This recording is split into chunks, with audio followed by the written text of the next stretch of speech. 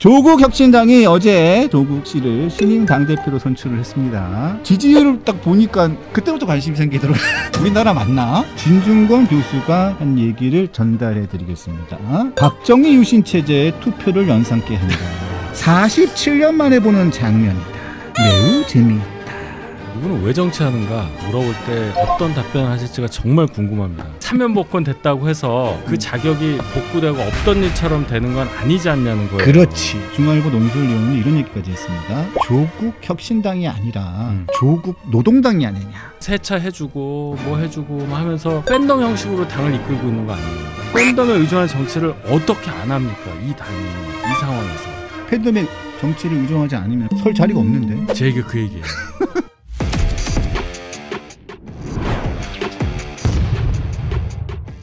네, 안녕하십니까. 11월 24일 월요일 유병수의 강펀치 시작하겠습니다. 자, 오늘은 월요일의 남자 윤희석 국민의힘 선임 대변인 나오셨습니다. 큰 박수로 환영해 주십시오. 네, 안녕하세요.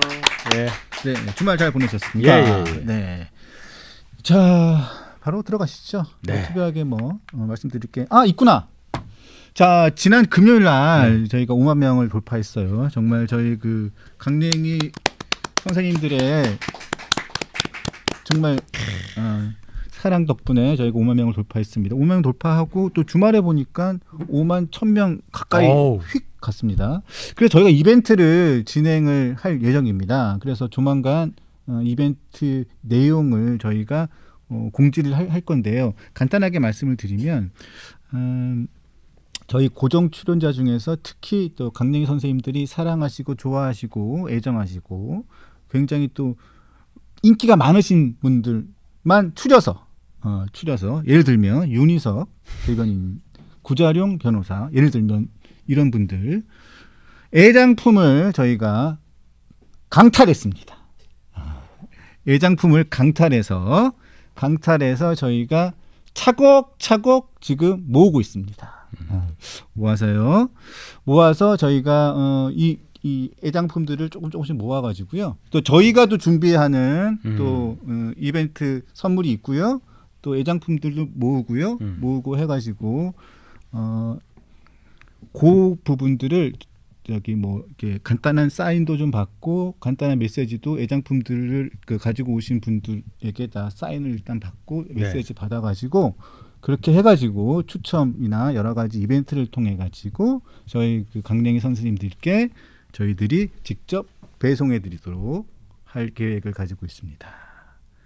그래서 너무 저희가 감사함의 표현으로 그렇게 좀 진행을 해볼까 합니다. 그러니까 오늘 윤희석 대변인께서도 애장품을 하나 갖고 오셨어요. 근데 비싼 건 아니고요. 시계 같은 건 아니고요. 롤렉스 시계 이런 거 아닙니다. 이런 거 아니고요. 그래서 저희들 또 감사한 마음 또 같이 또 식구니까 강펀치 식구들이기 때문에 또 윤희석 대변인이나 구자룡 변호사나 이렇게 또 저희 또 매우 또 사랑하시고 저희 프로그램을 좋아하시는 분들 이렇게 애장품 받아서 저희 또 그 추첨이나 여러 가지 방식 통해 가지고 할 텐데 그 세부적인 내용은 저희가 공지사항으로 올려드릴게요. 자, 좋으신 분 박수 좀 쳐주세요. 안 들리는데? 이러면서 이래야지. 그렇게 진행하겠습니다. 자, 마음이 좋습니다. 애장품 뭐 갖고 오셨어요? 아니 그 얘기를 하면 안 되지. 그렇구나. 제가 원래 이런 거 잘 못해요. 가져왔단 말도 하면 안 되지. 아니 그건 하기로 했잖아요, 맞죠? 아니 그거는 네, 알겠습니다. 적 세면 안 되잖아요. 원래 그러는 거 아닌가? 아니에요. 원래 가져온 사람이 이렇게 하고 진행자가 이렇게 하는 건데 반대가 된 것 같아. 아니 애장품은 갖고 온다고 얘기했죠. 앵커님 뭐 갖고 오셨어요? 이러면 얼마나 당황해. 넌 안 갖고 왔지. 거봐. 저는 이제 준비해야죠. 일단 바뀌었어요 좀. 네. 저도 준비할 거예요. 네. 자, 본격적으로 들어가겠습니다. 예. 네. 제가 순진하군요. 순진한 게 아니라 멍청해요, 제가. 애가 띠리해요. 띠리해. 옛날부터 띠리하다는 얘기를 많이 들었습니다. 그 강원도 사투리로 띠리합니다. 애가 띠리해. 자, 조국 혁신당이 어제 충북 청주에서 전당대회를 열고 조국 씨를 신임 당대표로 선출을 했습니다. 자, 나는 몇 프로 나올까 사실 관심도 없었어요. 사실 없었는데 지지율을 딱 보니까 그때부터 관심이 생기더라고요. 그렇죠. 이거 난 그래서 우리나라 맞나? 그러니까 저는 그렇게 생각해요. 1인 정당이 있을 수도 있는데 대놓고 자기 이름을 당명으로 걸고 처음에 이제 선거는 그렇게 했잖아요. 그럼 당명 바꿔야 된다고 봅니다. 중간에 부침도 있었고 이거 그냥 한 사람을 위한 당인데 여기에 무슨 뭐 명제가 생기고 명분이 생기겠어요. 이해를 잘 못하겠습니다. 저는. 그래서 98.6%의 찬성률로 됐는데요. 저는 뭐 제 의견을 여기에 피력하지 않겠습니다. 그냥 저는 객관적으로 진중권 동양대 교수가 한 얘기를 전달해 드리겠습니다. 자, 박정희 유신 체제의 투표를 연상케 한다. 1978년 통일 주체 국민회의 당시 박정희 대통령이 단독 후보로 올라서 99.996%의 지지를 받았다. 현재 조국이 단독 후보로 거둔 득표율은 98.6%다. 47년 만에 보는 장면이다. 매우 재미있다. 라고 진중권 교수가 논평을 했습니다. 어제는 선거인단 44,517명 가운데 21,040명이 참여를 했고요. 투표율은 47.1%였고요. 그중에 찬성표는 98.6%입니다. 이분이 누군지 아시죠? 조국 대표는. 자, 지난해 총선을 앞두고 조국 혁신당을 자기 이름을 결정했고 자녀 입시 비리 관련 혐의로 대법원에서 유죄가 확정되면서 대표직에서 사퇴했던 분이세요. 자, 아들 그 시험도 대리로 봐줬고요. 네. 그러니까 이분은 왜 정치하는가, 왜 정치합니까라 물어볼 때 어떤 답변을 하실지가 정말 궁금합니다. 정치에 투신한 이유가 뭐냐, 그러니까 대중 정치인으로 변모한 이유가 뭐냐라는 것에 대해서 어떻게 답을 하실지가 궁금하다는 게 뭐냐면, 그냥 자기가 윤석열 정부에 의해서 또는 당시에 검찰총장 윤석열에 의해서 수사를 받아서 본인 주장으로는 과한 수사, 부당한 수사, 그걸 받아서 집안이 어떻게 되고 그래서 나왔다, 이거밖에 안 되잖아요. 지금 우리가 이해하는 것은. 그렇죠. 그럼 거기에 대의 명분을 넣어야 할 텐데 지금 얘기하는 게 대한민국을 바꾸겠다. 뭘로 바꾸죠? 이렇게 가겠다는 거 아니에요. 표창장 위주에서? 당명처럼 조국을 혁신한다는 거, 그 조국은 대한민국이니까 대한민국을 혁신하는 방향으로 가겠다. 팬덤에 의존한 정치를 하지 않겠다고 하는데 앞단이 없지 않습니까? 대한민국을 바꿀 만한 자격이 있냐고 묻는 거 아니에요. 지금 말씀하신 게 자녀에게 뭐를 했고 시험을 뭐를 했고 하는 얘기가 그 얘기잖아요. 지금. 아니에요. 그게 사면복권 됐다고 해서 그 자격이 복구되고 없던 일처럼 되는 건 아니지 않냐는 거예요. 그렇지요. 그 지적을 계속 하는 거 아닙니까, 사람들이. 네. 근데 이걸 자꾸만 그거는 뭐 내가 사과하는데 이러면서 어물쩍어물쩍 간단 말이죠. 그게 저는 마음에 흡족하지가 않아요. 흡족하지 않습니다. 예. 그리고 저는 마음에 안 들어요. 아주 마음에 안 들어요. 그리고 강찬호 중앙일보 논설위원은 이런 얘기까지 했습니다. 조국 혁신당이 아니라 조국 노동당이 아니냐. 아니 제가 한 얘기가 아니에요. 진짜로 강찬호 논설위원이 중앙일보 논설위원이 얘기했어요. 조국 노동당이라는 얘기도 있습니다. 비아냥조로. 제가 한 얘기가 아니고 오늘 아침에 강찬호 중앙일보 논설위원이 한 얘기입니다. 저는 이렇게까지 레디컬하게 얘기하는 사람이 아닙니다. 항상 저는 합리적이고 굉장히 중도를 걷고 얌전한 사람입니다. 예. 네. 그러니까 조국 대표를 지지하시는 분들이 갖고 있는 마음이 과연 어떤 거냐는 거를 저는 들어가 보고 싶어요. 이분이 예를 들어서 소위 민주당 계열이 갖고 있는 진보적인 이념의 아이콘인 거냐? 딱히 그런 것도 아니잖아요. 그렇죠. 예. 그 다음에 그러면은 이분들이 생각하는 그럼 조국 대표가 정말 외모가 좋아서 아니면 목소리가 좋아서 서울법대 교수 출신이어서 뭐 그런 것도 작용을 하겠지만 딱 하나가 뭐냐면 제가 볼 때는 너무 당했다 뭐 이런 거 아닐까요? 그러니까 뭐 세차 해주고 뭐 해주고 뭐 하면서 팬덤 형식으로 당을 이끌고 있는 거 아니에요. 그러니까 본인이 죄를 지어서 그런 건데 본인이 이 얘기를 하잖아. 팬덤에 의존한 정치하지 않겠다. 그럼 지금까지 팬덤에 의존한 정치를 했다는 거예요. 그러면 팬덤에 의존한 정치를 어떻게 안 합니까? 이 당이 이 상황에서 팬덤에 의존하지 않은 정치를 하면 팬덤에 정치를 의존하지 않으면 팬덤 정치를 의존하지 않으면 설 자리가 없는데 제 얘기 그 얘기예요.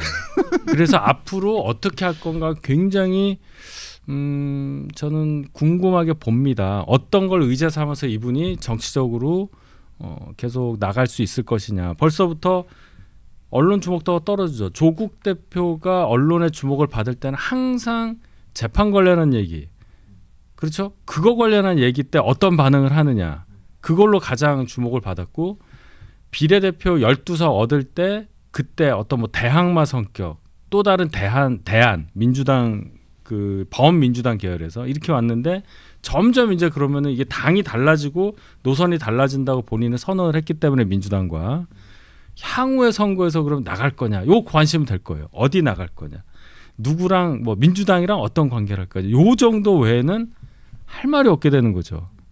저는 그래서 민주당과의 뭐 이 얘기하면 또 화나실 테지만 흡수 가능성을 늘 생각할 수밖에 없는 거다. 샵인샵 개념으로 당 운영이 된다고 생각해요. 그렇죠. 네. 근데 조국 혁신당은 본인들은 그런 생각을 그런 얘기를 하면 굉장히 기분 나빠하죠.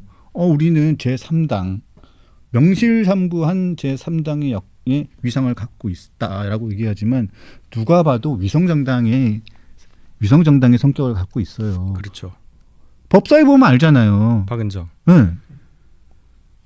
박은정 의원 보면 민주당에 입당해 주세요. 입당할 거예요. 입당시켜 주세요라고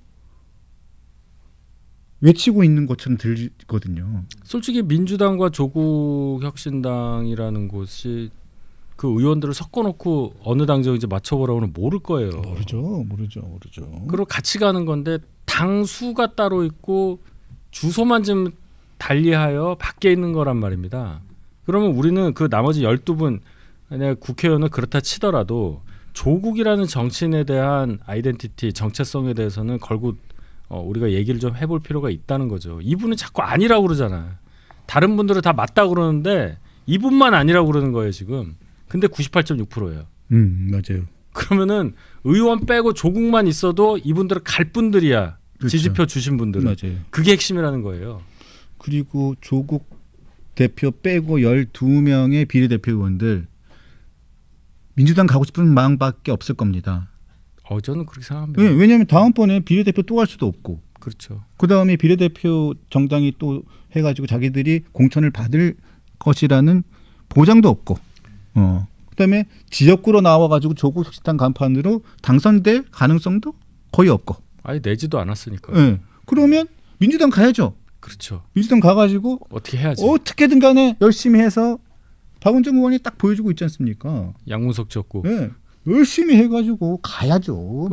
그렇죠. 딱 탈출할 생각밖에 없는데 지금 조국 대표는 팬덤에 의존하는 정치를 하지 않고 조국 혁신당의 이름으로 대한민국을 바꾸겠다.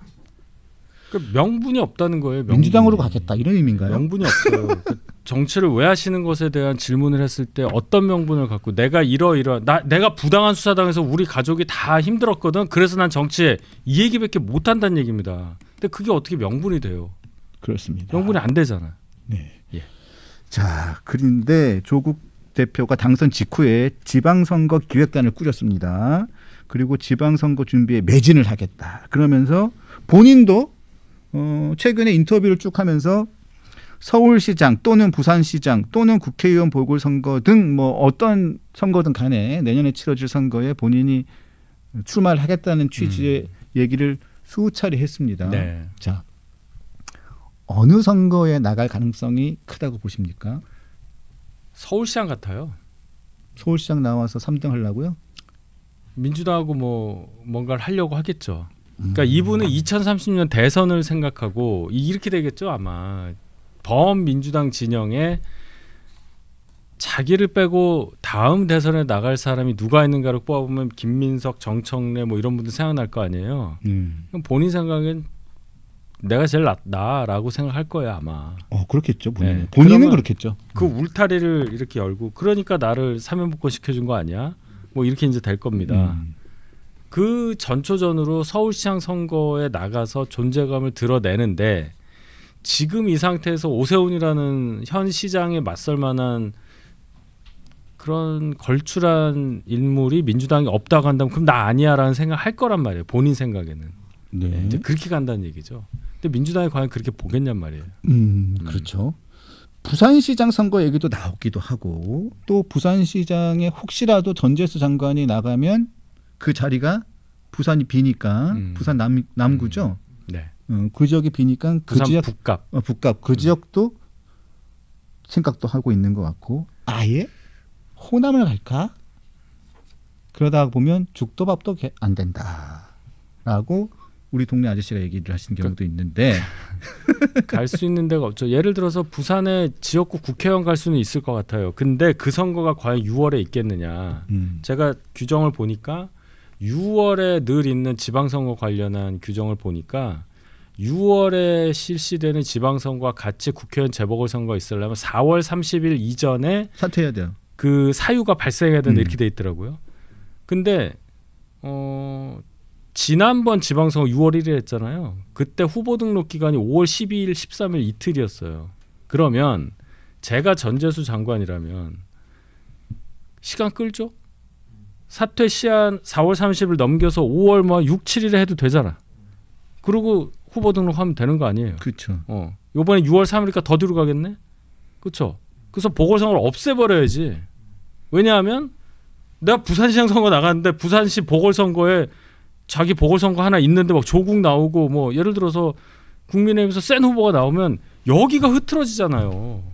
그러니까 이거 없애버리고 나는 시장 선거만 할 때 이게 전략 아닐까요? 그렇겠죠. 저는 27년 4월에나 재보궐선거 있을 것 같습니다. 27년 4월. 미리 알려주는 건 아니고 아마 그렇게 생각할 거예요. 거기서도.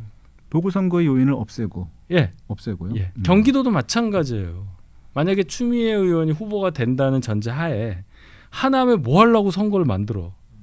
그런 거 아니에요? 하남 그 1% 이겼어요 그때. 겨우 이겼죠 이영우 후보한테. 거기 막 만들어 놓으면 안 그래도 비호감 많은데 국민의힘에서 정말로 센 후보가 나왔어. 센 후보 그래도 있어요 찾아보면. 막 해야 되는데 여기 뭐 자기 지역구에 뭐 지역구 넘어갈 것 같고 이러면은 좋을 게 하나도 없거든요. 안 만들지. 저는 그렇게 생각합니다. 호남밖에 없네요. 그럼 갈 데가 서울시장 안 나온다. 호남 저 광역? 아니 호남에 보궐선거 나오는 지역으로 아직 없잖아요. 민영배 의원. 민영배? 네, 민영배. 뭐 광주시장 나가잖아요. 거기 민영배 민영배 의원 만들 수도 있겠네. 그렇죠. 그 광주 어디죠? 광산인가? 네, 광산. 네. 근데 거기서 막 안 되면 끝이죠 뭐. 네, 저희가 호남 베이스로 호남에서 기초자치단체장 한 명 만들었잖아요. 그 잘 생각해야지. 본인은 그 생각을 여러 가지 하고 있을 텐데 뭐 하나 지금 명확하게 지금 가능성이 커 보이는 건 없어요.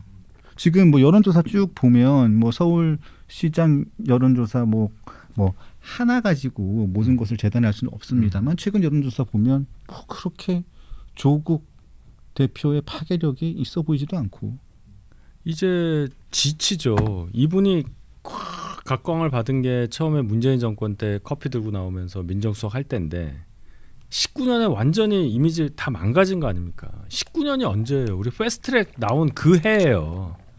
그쵸? 맞아요. 그해 3월 4월에 패스트트랙 이거 난리 나고 그 다음에 이제 뭐 100만 모였네 MBC 사장이 그 얘기했던 그 법원 앞에 검찰 앞에서 그 시위 그게 19년도란 말입니다. 그럼 2025년이에요. 지금 6년 지났고 재판 다 했고 다 끝나서 사면복권까지 됐어. 그럼 이 사람이 어떤 분인지에 대한 이미지는 다 쌓여 있는 거 아닙니까? 이걸 다 뚫고 다시 튄다 할 때는 글쎄요. 지난 총선 비례 이외에는 글쎄 비례라는 거로 12선 그거 대단하다. 전국 투표 26%였거든요. 다 다 모여서 26%인데 이건 선거잖아요. 선거는 한 지역구에서 예, 이게 중요한 겁니다. 당선되려면 26%다 모여 있어야 돼요. 그렇죠. 그 26% 갖고는 당선이 안 되는 건데 비례니까 나누니까 비례 1당이 43석 다 가져가는 게 아니니까 이만큼 가져간 거지. 한 명만 뽑는 이런 소선구제와 같은 지방선거나 진짜 재보궐선거에서 당선이 된다고 기대하기가 굉장히 어렵죠. 그렇죠. 자, 이런 상황에서 조국 대표가 조금 전에도 뭐 본인이 입장을 하나 냈던데 장동혁 국민의힘 대표와 대장동 항소 포기 관련해 가지고 토론회를 하겠다고. 맨 처음에는 한동훈 전 대표가 토론회를 하자고 했더니 추미애 법사위원장 전 장관이죠. 대답을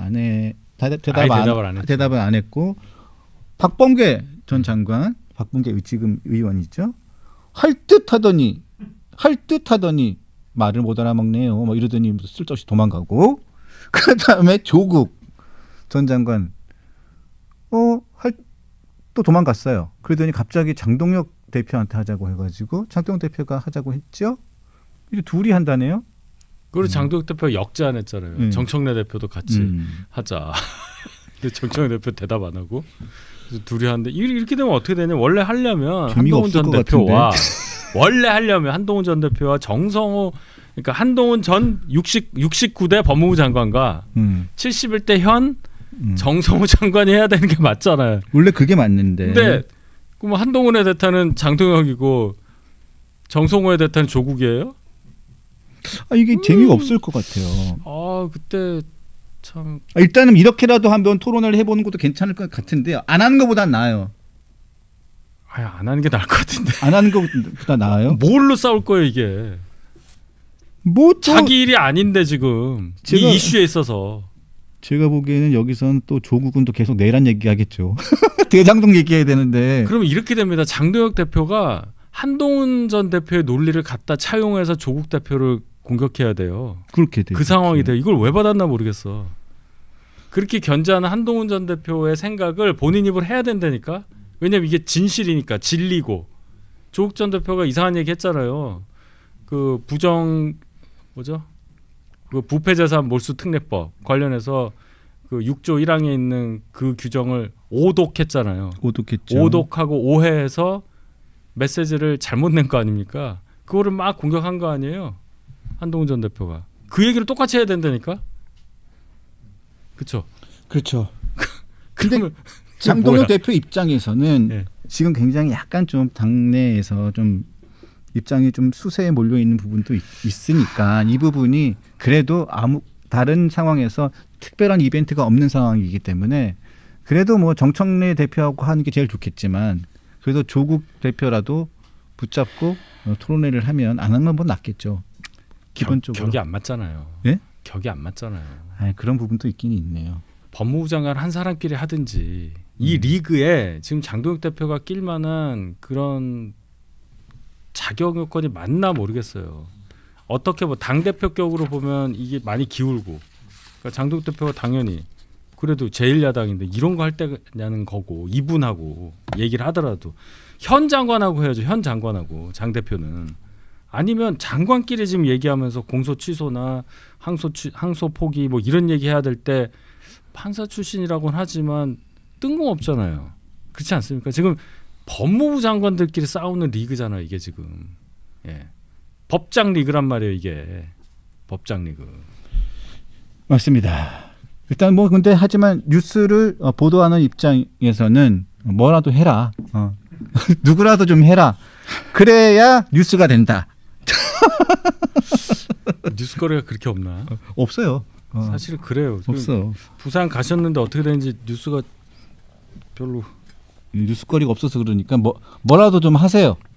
네. 그래서 또 토론회 좀 하셔가지고 좀 세게 좀 붙으시기 바랍니다. 그래서 좀 세게 좀 붙어주세요. 붙어주셔서.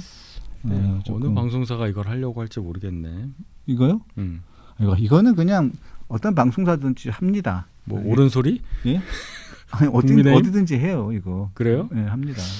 별로 재미가 없을 것 같아. 재미가 없어도 합니다. 이게 재미있으려면 네. 네. 여기까지 하겠습니다. 자, 또 하나 좀 쇼킹한 일이 있었죠. 민주당 지도부가 YS 김영삼 전 대통령 10주기 추모식에 전원 불참을 했어요. 전 이런 경우를 처음 봤습니다. 그래놓고서는 이것도 황당한데 조국 대표는 더 웃겨요. 진짜 황당해요. YS의 DNA는 조국 혁신당에 있다고 했단 말이에요.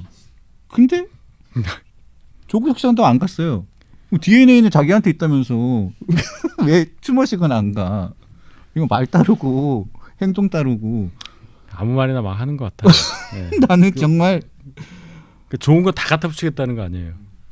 아니 정말 그러면 진짜 YS의 혁신 DNA가 자기 당에 있다면서요. 그럼 최소한 그러면 10주기 추모식은 갔어야 되는 거 아닙니까? 그렇죠. 그런데 안 그 얘기를 해야지. 못 주자는 거예요. 민주당 안 오니까 나라도 가서 딱 이렇게 해야지. 그렇게 해서 이해를 한다니까. 근데 안 가놓고서는 무슨 뭘 혁신당 YS의 정치가 조국 혁신당의 DNA라고 그래. 진짜 이해가 안 되는 분이죠.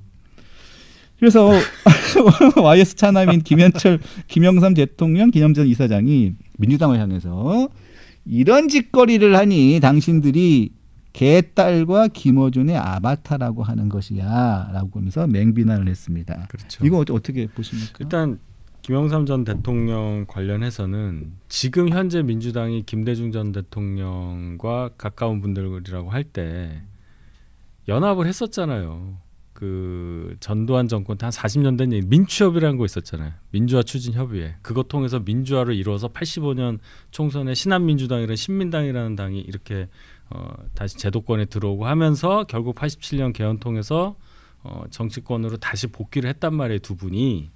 그 과정에서 전략적으로 협조를 하고 뭐 평민당, 뭐 통일민주당 이런 식으로 해서 쭉 갔단 말이에요. 그래서 김대중 대통령 10주기 때는 다 갔어요. 김영삼 전 대통령 쪽 분들도 다 갔고. 다 갔죠. 네. 그런 게 있었는데 요번에는 그러질 않았다는 거로 보면 민주당에 이렇게 생각해야 돼요. 제가 볼 때는 민주당의 김대중 전 대통령과 생각이 같고 그분과 같이 정치를 하거나 그분의 생각을 계승해서 정치를 하시는 분들이 민주당 내에 없다. 이제 이렇게 봐야 되겠죠. 그런 거죠. 예, 그렇게 봐야 되겠죠. 네. 그리고 또 김현철 소장이 이런 얘기를 했어요. 제 눈에 있는 들보는 안 보이니 곧 망할 각 아니겠나. 다음 지선에서 많은 기대가 된다. 김현철 이사장께서 굉장히 화가 많이 나실만 합니다. 예. 곧 망할 각 아니겠나. 예. 망할 각. 각. 예. 망할 각. 나 여기 좋은 것 같아. 망할 각. 그러니까 각도를 잡았는데 이리 쭉 가면 그냥 망하는 거죠. 절벽이지. 폭포지. 그 얘기죠. 이런 표현은 잘 안 쓰는데 얼마나 화가 났으면 네. 이렇게 했을까요? 근데 이건 정말 정치 도의상 있을 수 없는 일입니다. 네. 특히 조국 혁신당은 더합니다. 네? DNA가 자기 거라면서요. 근데 안 가면 됩니까? 이거 굉장히 그리고 저는 맨 처음에 이거 거제에서 했나 했어요. 근데 그것도 아니더라고요. 동작구 국립현충원에서 했어요. 네, 네. 그거 바로 앞이에요. 네, 바로 앞인데 왜 안 갔습니까? 네? 일정이 그렇게 많습니까? 아니 대표가 못 가면 원내대표라도 가고 원내 못 가면 정책위 의장이라도 가거나 아니면 최고위원 많잖아요. 전현희 최고위원도 있고 그거 많잖아요. 지금 무슨 내란 전단 재판부 관련해 가지고 기자회견은 매일 하면서 주말마다 그 바로 앞에 가면 현충원이 있는데 거기 가셔야지. 왜 안 갑니까? 야, 여기가 동작 갑인질인지 모르겠네. 갑이요. 갑이에요? 그럼 김병기 원내대표네. 원내대표 지역구 거예요. 그 보시면 다음은 더불어민주당 땡땡땡 원내대표님께서 추모사를 하기로 이게 다 있어요. 근데 그게 이제 불참이다. 불참이 아무도 안 온 거 아니야. 야, 10주기인데 안 됩니다. 10주기인데. 네? 이러시면 안 됩니다. 제가 걱정할 건 아닌데요. 이건 너무했어요, 진짜로. 너무했고. 그렇죠. 예. 그래서 YS 측은 격앙된 반응을 보였고 굉장히 좀 화가 많이 났습니다. 네. 화가 많이 났고, 자 그래서 아까 말씀하신 것처럼 또 조국 대표가 김영삼의 정치는 혁신당의 DNA로 자리 잡고 있다라고 했더니 국민의힘에서 얘기했죠. YS 김영삼 전 대통령은 뭐죠? 뭘 하지 않았다. 한마디 딱 했죠. 뭐요? 그거? 표창장 위조하지 않았다. 아니 그러니까 이게 이렇게 된다고요. 제가 말씀드린 게 무엇으로 정치하느냐. 조국 대표는 무엇으로 정치를 하고 왜 정치하고 이게 결국 1위로 가는 거예요. 난 재판 받았잖아. 이거밖에 안 된다고. 표창장을 위조하지 않았다. 그런데 그 재판이 잘못된 거냐고 그러면은 아주 허무하죠 결론이. 허무하죠. 자, 아주 허무하게 돼요. 자, 안타까운 일입니다. 이거 당연히 YS 10주기 추모식은 모든 정당이 다 갔었어야죠. 갔어야 되는 거고. 정청래 대표는 사실 그 현충원 가면 이승만 전 대통령 뭐 이런 데는 아예 가지도 않잖아요. 대놓고 얘기하죠. 네, 아예 가지도 않잖아요. 근데 참 문제적 인물 정청래 제가 이 강펀치 나오면서부터 계속 얘기했었죠. 당 대표도 되고. 예, 민주당은 참 대표 잘 뽑았어요. 잘 뽑았습니다. 대단한 분이세요. 네. 자, 법사위 아까 바로 이어서 얘기하죠. 전현희 수석 최고위원 YS 10주기에는 참석하지 않으셨는데 주말마다 기자회견은 정말 열심히 합니다. 이번에 엄청 세요. 요거는 사실. 근데 이분이 지금 그거 했잖아요. 여러 가지 주말마다 기자회견을 계속 하는데 이번엔 뭐라고 했냐면 18명 검사장 고발했잖아요. 네. 고발했는데 뭐라고 했냐면 일일이 지도부와 상의하지 않는다. 지도부와 법사위는 일일이 상의하지 않는다라고 했어요. 일일이 상의하지 않는다. 상의할 필요성이 없다. 이런 취지로 얘기를 했어요. 그럼 생각해보니까 이 사람 최고위원이잖아요. 자기도 지도부잖아. 원내 지도부라고 할 것 같아요. 원내 지도부. 근데 그 제가 워딩 찾아봐도 그 지도부라고 그랬어요. 워딩을 찾아봤는데 원내는 없어요. 그냥 지도부야. 자기도 지도부면서. 글쎄 말이야. 전현희 최고위원 입장에서 아마 이럴 거예요. 감사원 관련 이슈 나오면 권익이 탁 나오니까 본인 1인 피켓 시위도 했잖아요. 현직이. 네. 얼마 안 됐잖아요. 참 그러고 정권이 바뀌었네. 이거에다가 자기가 난리쳐서 내란 재판부 하자고 그러고 또 검사들 어떻게 하자고 했는데 전혀 지금 본인이 중심에 못 가 있잖아요. 그러니까 더 센 얘기. 왜 이렇게 하냐는 거는 우리가 미루어 짐작할 수 있잖아요. 좀 더 올려야 될 거 아니야 자기 급을. 그래야 뭐 서울시장에도 뭐다 할 텐데 굉장히 지금 속이 탈 거예요. 전현희 의원은. 왜 내가 당사자 같은데 내가 안 나오고 이런 걸로만 나오냐. 응? 딱 각 쓰는 얘기 딱 그때만 나오잖아요. 그래서 그럼 왜 그러느냐. 이게 이치에 맞지가 않으니까 사람들이 이렇게 보는 거죠. 이렇게. 최고위원이 이런 말을 해? 하면서 여기에 대해서 좀 많이 생각을 해야 되고 무려 수석 최고위원이에요. 그리고 수석 최고위원. 수석 최고위원입니까? 수석이라고 수석. 수석이구나. 수석인데 본인은 지도부와 상의하지 않는다. 이런 부분에서 일일이 다 상의하지 않는다. 본인이 수석 최고위원이었는데 지도부와는 일일이 상의하지 않는답니다. 그러면 원내대표 왜 뽑았습니까? 원내대표 왜 뽑고 원내 지도부는 왜 있는 겁니까? 모르겠어요. 그러니까 법안 만들고 상임위에서 중요한 의사결정을 할 때 원내 지도부하고 상의하고 의논하고 해가지고 하려고 원내 지도부가 있는 거지. 그럼 당대표하고 그냥 최고위원 지도부만 있으면 되지 원내 지도부는 왜 있는 겁니까? 민주당 안에 샵인샵이 3개가 있어요. 당 지도부, 원내 지도부, 법사위 지도부 3개가 있다고. 사문화돼 있군요. 예. 근데 당 지도부와 법사위 지도부가 아주 가까워. 그렇죠. 그리고 원내 지도부가 바깥에 있는 대통령실과 아주 가까워. 이거 아주 처음 보는 얘기잖아요. 그리고 요 당 지도부와 법사위 지도부하고 또 하나의 지도부가 있죠. 어디? 김어준 지도부. 그거는 지도부라고 하면 딥스테이트. 요 뒤에 까만 뒤에 밤의 있는 황제. 거. 우리는 그 얘기 하면 안 되지. 밤의 대통령. 그거 하려면 우리 한 12시간 방송해야 돼요. 그렇죠. 그러니까 거기까지만 하자고. 그렇게 한 패. 좀 가야 되는데 그 얘기하면 길어지잖아요. 그렇게 한 패고 원내 지도부는 이렇게 좀 밑에 좀 격이 떨어져서 밑에서 뒤에 얘기는 구자룡 변호사랑 하셔야 될 것 같아요. 구자룡 변호사는 잘 몰라요 그런 거. 그렇습니까? 네. 그래요? 자, 그래서 전현희 최고위원은 또 계속 내란 전담 재판부 설치를 하자고 합니다. 그러니까요. 근데 이 사람들은 전현희 의원 같은 경우, 저 최고위원 같은 경우도 치과 의사 출신이긴 하지만 변호사잖아요. 변호사죠. 근데 이분들은 법에 대한 일반적인 상식이나 일반적인 지식이 아예 없어요. 법의 정신을 그냥 왜곡하는 사람들이라고 생각을 하는 게, 아니 1심은 그냥 재판부가 하고 이제는 2심부터 내란 재판부가 하죠. 아니 법을 지들 마음대로 해석을 해요. 원님 재판입니까? 2심. 이번에는 항소심부터 내란 전담 재판부가 하면 된대요. 이제 입장이 또 바뀌었어요. 내란 전담 재판부가 지금 들어오면 1심부터 하게 되면 길어진다고 사람들이 민주당 내에서 뭐라고 하니까 그럼 1심은 그냥 가고 항소심부터 내란 전담 재판부를 도입하면 된대. 원님 재판입니까? 무슨 고무줄 눌리기입니까? 재판이?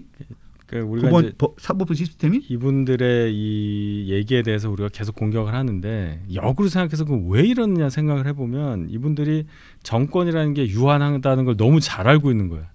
그러니까 왔을 때 물 들어왔을 때 저어야 되는 거죠. 이 물이 언제 빠질지 모르니까 언제 썰물 될지 모르는 거예요. 왜 몰라요? 선거할 때 썰물이 오지. 그때 잘하면 다시 밀물이 오겠지만 이런 얘기가 있어요. 민주당에 지금 지방선거 지원자들이 엄청 많다는 거예요. 서로 나가려는데 왜 그러냐 하니까 다음이 없을 것 같다는 거지. 진짜로. 제가 그냥 공격하려니까 저도 깜짝 놀랐어요. 제가 방송 많이 하니까 민주당 쪽 얘기를 우리 당보다 훨씬 많이 들어요. 그렇잖아요. 그렇겠죠. 네. 저 방송할 때는 저희 당 쪽 사람들은 없거든. 인증 패널이 없거든. 그러니까 다 민주당 쪽 얘기만 듣거든요. 정보가 엄청 많아요. 근데 정말 그렇대. 자치단체 그 후보자들 다 몰렸다는 게 지금. 다음 총선도 모르겠다. 그렇게 생각한다는 거죠. 우리 때랑 비슷해요. 우리 정권 잡자마자 지방선거 때 왕창 몰렸잖아요. 왕창 몰렸. 그래가지고 총선 나갈 사람들이 다 그냥 지방자치로 나와가지고 지금 그 다음 총선 때 나올 후보가 없었잖아요. 그렇죠. 경기도 어디 좀 꽂으려고 하니까 물론 민주당 현역 있으니까 현역이 또 나가겠지만 그런 심리가 있단 말이야. 물 들어올 때 하자. 알겠습니다. 예.